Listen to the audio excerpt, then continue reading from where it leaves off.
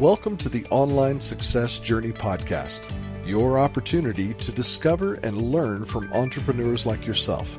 This is not your typical podcast, but a place where you can get the real story and find out how real people encounter speed bumps and detours, but journey through to find success.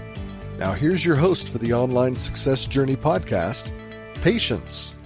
We are back with episode 294 of the Online Success Journey. Our guest today is a successful entrepreneur who is excited to share the various steps they took to build their business, and you'll want to subscribe right now and ensure you'll never miss a journey like this one. Today we have Bryan Clayton, a CEO and a co-founder of GreenPal, an online marketplace that connects homeowners with local law care professionals. Hello, Bryan.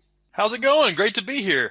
Thank you. I am all right. And how are you today? I'm awesome. How's your day going? It's not too bad. I'm enjoying myself. Thank you. I know the client here is anxious to hear your story, but tell us in advance one thing we will learn from you today that will help us on our journey to success by listening to your journey today. One thing that I've managed to do is go from a blue-collar, traditional type of business to a strictly online tech business. And so I can kind of help people think about how they might go about doing that. And that might be the best thing that people can learn from me today is if you are in a traditional business and thought about maybe you want to start an online business, how you might go about thinking about doing that and making that happen.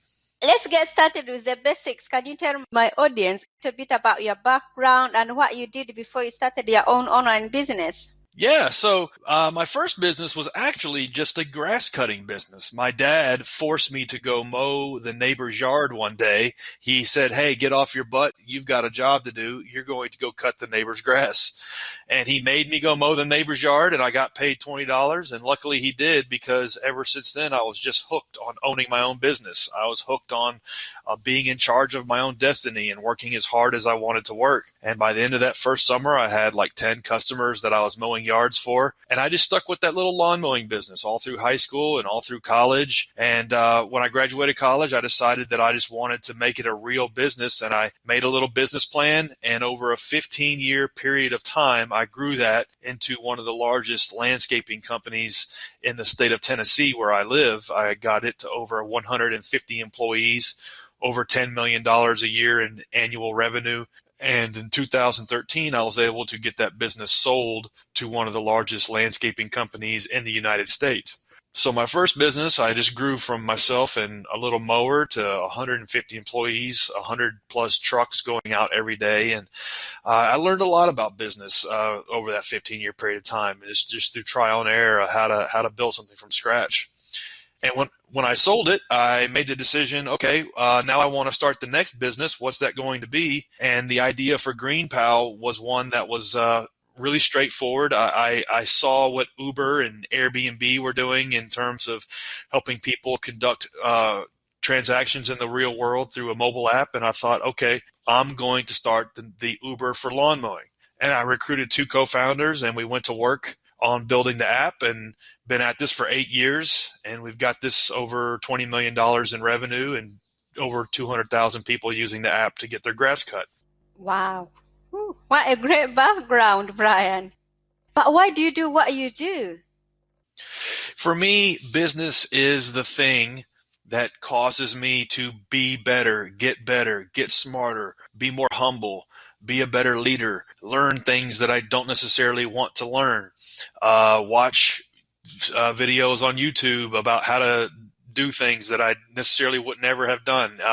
Business is the thing that forces me to level up. And that's really one of the beautiful things about business that I love. It's that it's the thing in my life that is like the river in my life that's causing me to continually move forward. And one thing I learned about myself when I sold my first business, and there was a period of time between that moment and when I started my second business, that I didn't have that influence in my life. And I realized that about myself, that I needed a project, a company, something to pour my life's energy into in order to give my life purpose. And I think to live a successful life, you have to have a life with purpose. And business can be the source of that purpose. And for me, it definitely is.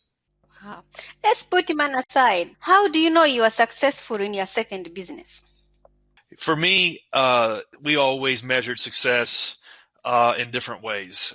The first 4 years were really, really hard because we were just getting something going from scratch. We were inventing something brand new. And so we had to celebrate little successes. And so we have over 200,000 people using the app today, but at the end of our first year, we had like 20 people, and we had to really celebrate little successes. And so for me, success is just continual progress. It's laying out goals and it's accomplishing those goals. It's getting done what you think you should be getting done and measuring that progress and celebrating those wins. You have to look at businesses like a 5 or a 10 or a 20-year journey. It's going to take a while to get something going. And so we all want it overnight. We all want to start something successful in a year, but it really does take a long time. And so for me, measuring success and understanding what success has always been a dynamic thing for me. Now we're trying to double the company's sales every year. And so that's how we measure success today. But, 6-7 years ago, if we had 100 people use the app in a week, that was success. And so we knew if we could just keep growing that number and continually to double it every year, that we would have something big. But it was important to set little goals that were hard to achieve, but we knew we could achieve them. And that way we could celebrate that success and keep moving. You did. I wonder what kept you going, seeing that the whole year only 20 people. Anyway, tell us how to keep these 20 people. Once you get them, how did you keep them? In the early days, it was a lot of what I would call hand cranking. It was calling them, making sure they were happy. It was a lot of personalized service. And it wasn't that we were doing that just to keep them. Yes, we wanted to keep their business, but we really wanted to learn from them. We wanted to understand what we were doing that we were making them happy and what we were doing that was upsetting them. And I think in any business, making it really, really simple for your early customers to reach you on the phone or by email or by chat or by text message or by SMS, making it to where they can reach you 7 days a week, to where they always know that they can get a hold of you and tell you what they think, because that feedback is what helps you figure out what you're doing. That feedback is what helps you navigate your way through the darkness. It's when you're starting a new business from scratch and particularly inventing a new product that does not yet exist, that user feedback is the only thing that you have to figure out what you should be doing. And so for us, we always look for ways to remove the friction, remove any obstacles that were in the way between us and our customer. We always wanted to look at the business from customer logic and not necessarily company logic. And if you make it difficult for your customers to talk to you, a gap forms between customer logic and company logic. And that can get you in trouble, because then you're no longer building to solve the problems of your customers. And so for us, we always made it really easy. And still to this day, even though we have several 100,000 customers, we make it really easy for them to speak to us, to let us know where we're coming up short and what we're doing that's delighting them. Tell us how to build a business with no outside capital. Yeah, I think a lot of people use the excuse of, well, I don't have any capital, so I can't start a business. And I think that is something that can get you in trouble, and that can cause you never to get started. The reality is, I think you can bootstrap and start most any business without any capital, so long as you're willing to look at the journey as almost like a video game. If you can look at it like 10 levels, and just understand that you've got to get through level 1 and don't even worry about level 2 through 10. If you can just get your first $1,000 a month in revenue, well, then you can get $5,000 a month, and then you can get 10, and then you can get 20, and then after that you can get to 100, and then you can get to 1 million. But the problem is people worry about the million day one. And if you just start small, everything that's big starts small. And if you start small and just make a little bit of money and reinvest that money, and live on the least amount of money that you can live on, if you do that for a decade, you can start a business with no outside capital. Tell my audience the magic moment, the day it suddenly all went right for you. Looking back, there was never like one moment that just did where we just exploded. I think for some businesses there are, but for us it was just constant, gradual, incremental progress. And so, to use an analogy, in American football, you can run the ball down the field or you can throw the ball down the field. And the running the ball down the field is not very exciting, but it's kind of a way to incrementally get to the finish line. I think that's how our business has really manifested. We have just slowly inched our way to success. There haven't been any big splashy moments where we had all of this huge progress. It was just constant little 1%, 2% improvements that built up and compounded over time. As now everyone wants to come out of offline to online, how could they promote their business in the early days? Because there is so much going on, a lot of social media, a lot of noise.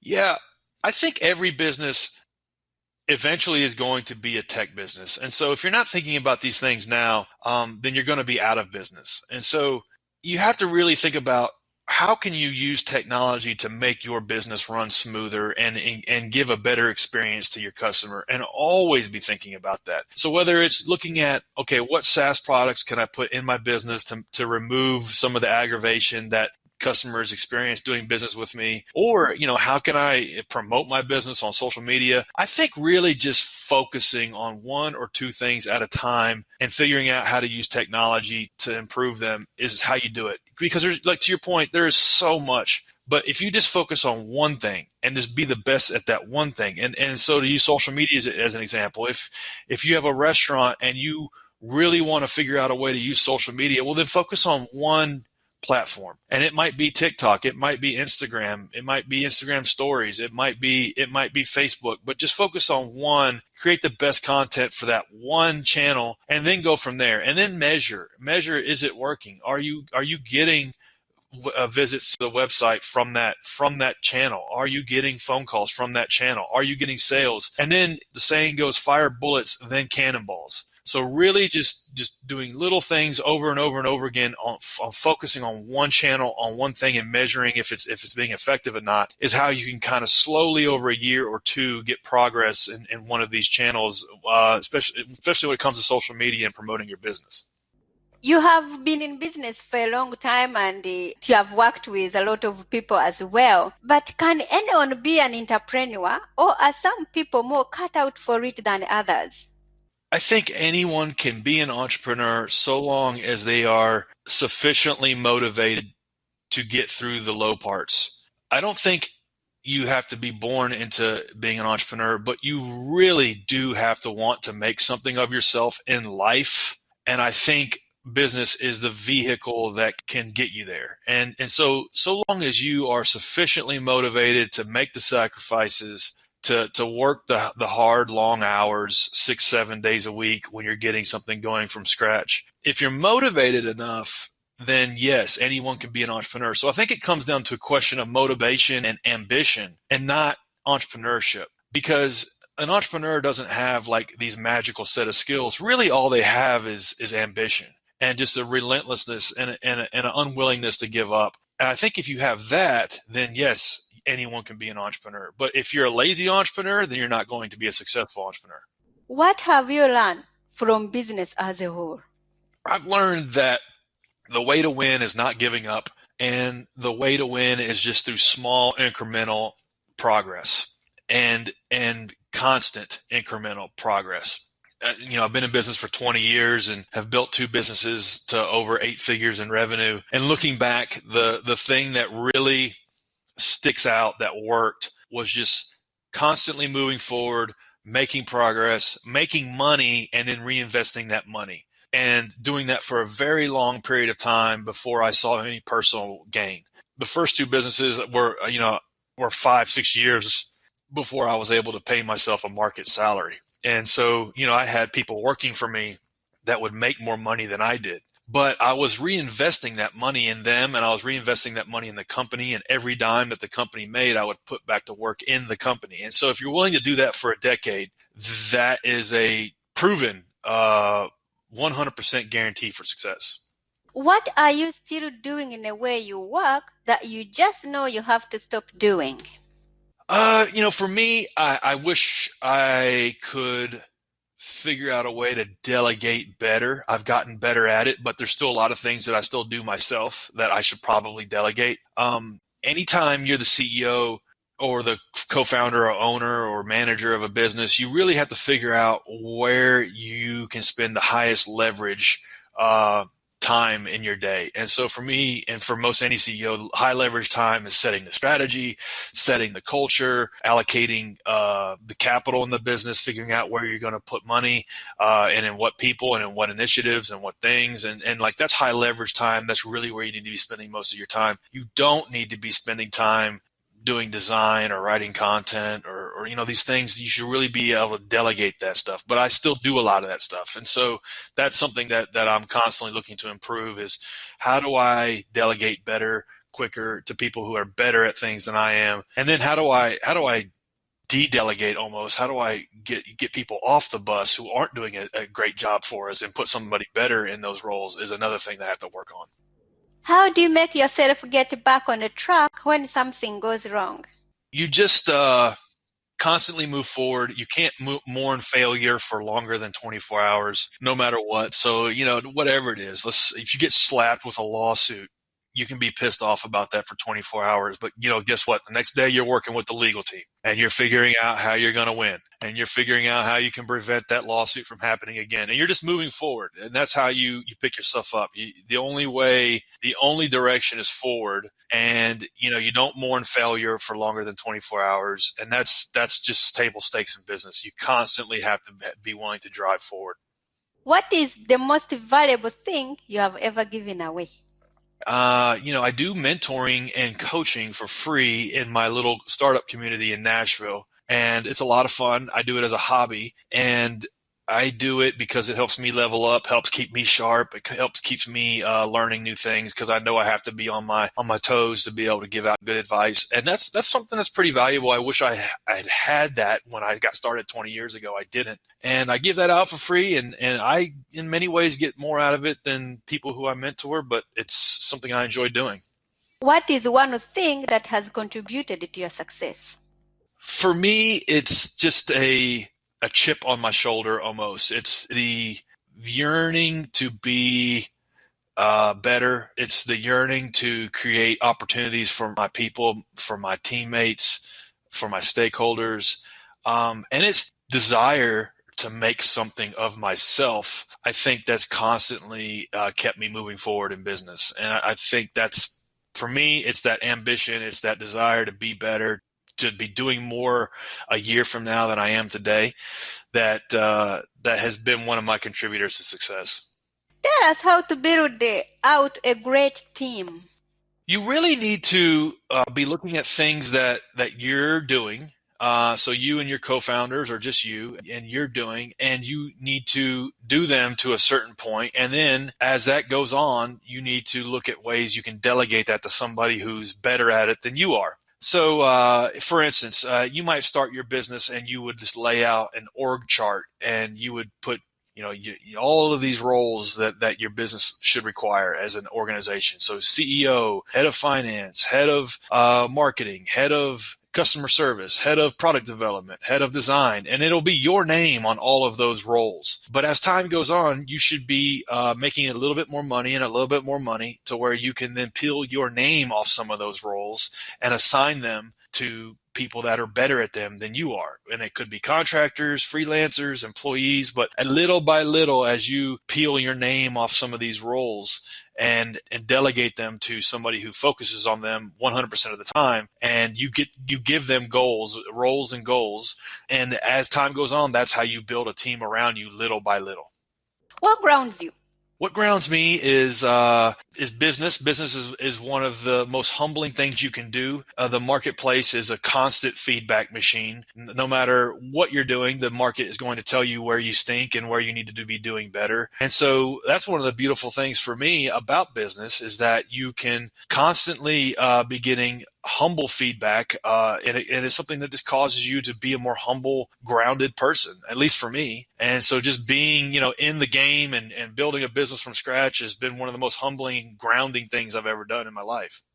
In your businesses, do you have a coach or a mentor yourself? I do. I have several mentors, but not personal ones. They are people who I have followed for 10, 15 years, virtually, whether it be on YouTube or Facebook or Instagram, that have mentored me, whether they know it or not, for a very long time. And that's one of the neat things about being in business today, is that you can very quickly seek out information from people who are better at it than you are, who have already done it, and learn from them passively off of YouTube, and get access to them in a way that you never would before. And so that's one of the ways I have sought out mentors. If I was seeking for a mentor in my community who was going to meet with me personally, they just don't exist, not do what it is I'm trying to do. But I can get on YouTube, and there's dozens of people who passively mentor me through the content they put out. And that's how I have gotten mentorship over the last decade. What is the most valuable thing your virtual mentors has told you? For me, it's being a learn-it-all and not a know-it-all. And so you have to, as a business owner, CEO, entrepreneur, founder, you have to be willing to learn every day, constantly be questioning your assumptions, constantly be leveling up. And so if you can be a learn-it-all and not a know-it-all, if you're willing to do that over a 5-10 year period of time, it'll change who you are as a person. And the weird thing is the more you learn and the more you know, the more you realize how much you don't know. And so that's kind of humbling in and of itself. So be a learn-it-all, not a know-it-all. What is one thing no one knows about you? One thing no one knows about me. Well, very few people know about me that I love martial arts. I love Muay Thai boxing, and it's something that for me translates into business because it's just one of those things where you're at the outer edge of your capabilities.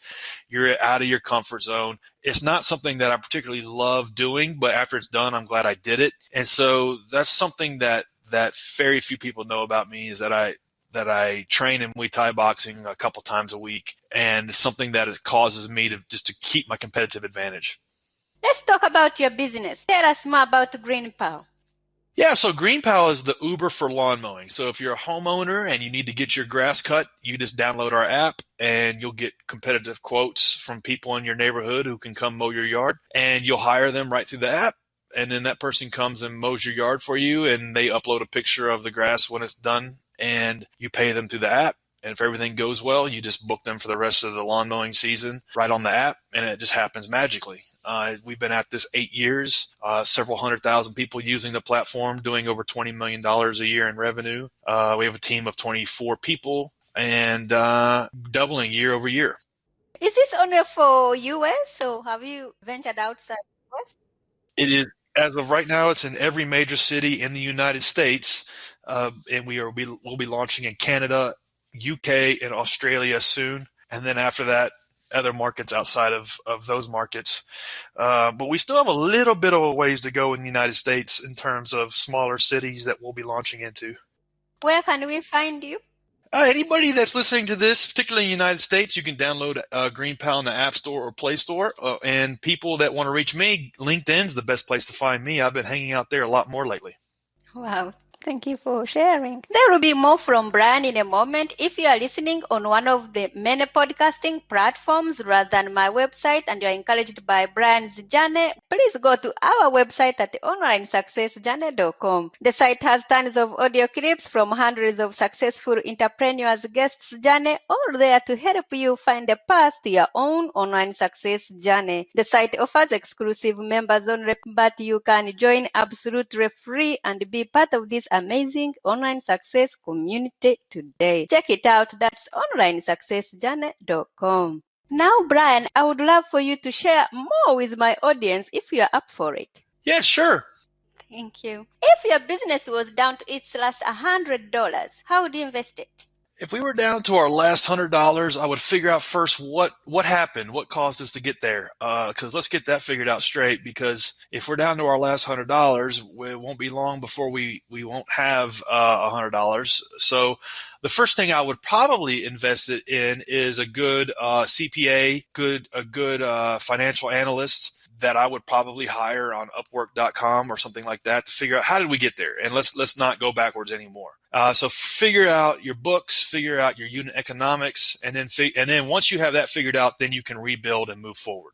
What is the best business book you have ever read? For me, the best business book I've ever read is called The E-Myth by Michael Gerber. And it's a great book about just how to start a business from scratch, how to figure that out in the early days, and how to set yourself up for success the right way, the first time. And it's just a really good manual on how to do that.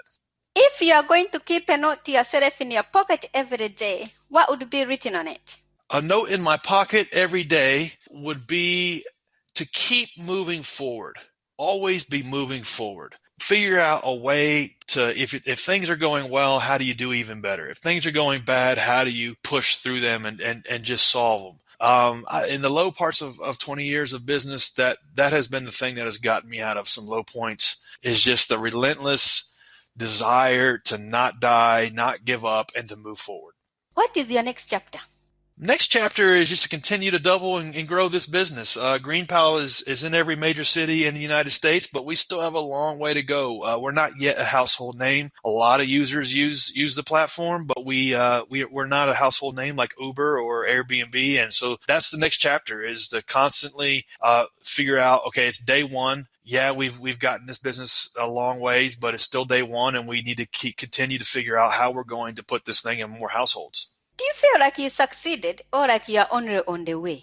Yeah, I think you look back and you want to feel successful, and you want to celebrate that success, and that's very important. But you also have to have a healthy dose of paranoia. You have to always know that there's somebody out there who's working their butts off to take everything away from you. And so yeah, it's important to feel successful, but to also not lose that paranoia, because that's what causes you to get sloppy and not innovate and not create a better experience for your customers. And so, yes, maybe half of feeling successful, half a healthy dose of paranoia is probably a good balance. Remind us how we can connect with you. Yeah, anybody who wants to connect with me can reach me on LinkedIn. Bryan, it's been great to have you here to share your online success journey with us. My pleasure. Thanks for having me on. Thank you. That's a wrap, clan. Remember, success is a journey. Patience and Bryan. This is not the end of the journey. We hope you've enjoyed listening to Patience and her guest, and want you to know there are hundreds of episodes available at onlinesuccessjourney.com. Patience would like to thank you for listening to the podcast, and she has a free gift for you on her website, including an audio compilation of her guests' best tips, uplifting stories, and even a bit of fun. Additionally, there are special clips of over 250 episodes that have never aired on the podcast, and they're only available to members of the Online Success Journey. Check the website and click on Join Now to get free and instant access. Of course, you know that listening to the journeys of others helps each of us chart our own path. So make sure you're subscribed on your favorite platform to be notified as each new interview is posted. There are so many ways to stay connected to the Online Success Journey and listen in. And if you're enjoying the podcast, we appreciate your help in telling others. One of the best ways to share the benefit you get is to rate and review the podcast at iTunes and other sites. We appreciate your help and your willingness to share your journey. One last thing. If you're feeling a bit lost or overwhelmed on your own journey, Patience can help. Check out her course on clarity while you're at the website. Finding clarity is a great way to get back on the right path. On behalf of Patience, and until next time, thanks once more for listening. It is our hope that this podcast will guide you on your own online success journey.